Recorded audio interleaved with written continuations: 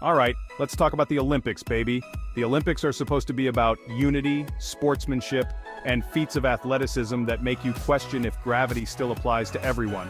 However, this year's opening ceremony had people throwing metaphorical javelins at their television screens.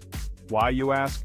Well, because someone thought it would be a brilliant idea to parody one of the most iconic religious artworks of all time, Leonardo da Vinci's The Last Supper. Unsurprisingly, it went down about as well as a lead balloon in a swimming pool. Now, I'm not usually one for art criticism. I once mistook a banana duct taped to a wall for profound commentary on the human condition. But even I know you don't mess with The Last Supper. It's like trying to recreate the Mona Lisa using only ketchup and mustard. Ambitious, sure, but ultimately disrespectful and messy. The International Olympic Committee, known for their impeccable decision-making, sarcasm folks, are currently doing damage control.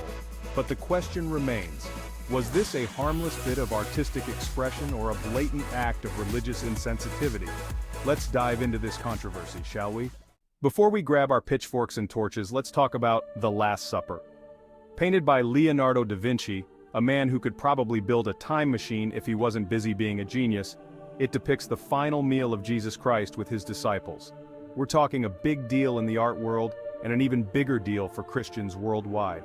The painting is renowned for its realism, emotion, and the masterful way Da Vinci captures the drama of the moment when Jesus reveals that one of his disciples will betray him. It's a powerful scene imbued with religious significance, making it an odd choice, to say the least, for a light-hearted parody at a global sporting event. So, what exactly went down at the opening ceremony? Picture this. The stadium lights dim, dramatic music swells, and a hush falls over the crowd. Suddenly, a troupe of dancers dressed in brightly colored tracksuits bursts onto the stage, forming a tableau that vaguely resembles The Last Supper. I say vaguely because instead of bread and wine, they're holding sports equipment, and instead of somber expressions, they're breakdancing. Look, I'm all for a bit of creative expression, but this felt about as appropriate as a clown show at a funeral. The choreography was awkward, the costumes were questionable, and the whole thing reeked of good intentions gone horribly, hilariously wrong. It was like watching your dad trying to do the Macarena at a wedding, technically impressive, but deeply, deeply uncomfortable. Unsurprisingly, the Catholic Church was less than thrilled with this artistic interpretation. Leaders across various denominations condemned the performance, calling it disrespectful, offensive, and a gross misrepresentation of a sacred event. Conservative groups also voiced their outrage, accusing the Olympic Committee of being tone-deaf and insensitive to religious beliefs. And they weren't alone. Social media erupted with a torrent of criticism, ranging from angry diatribes to hilarious memes mocking the performance. The hashtag #LastSuppergate was trending faster than Usain Bolt on a good day, with users from all walks of life weighing in on the debate. The internet, never one to let a good controversy go to waste, had a field day with this one.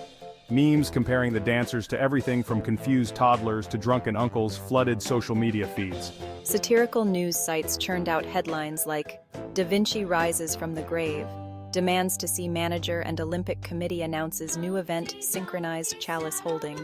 But beyond the humor, there was a genuine sense of outrage and hurt among many religious communities.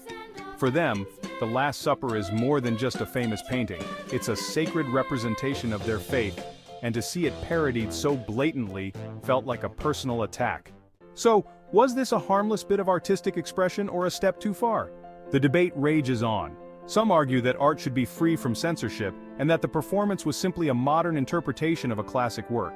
Others believe that religious figures and symbols should be off-limits, especially on a global stage like the Olympics.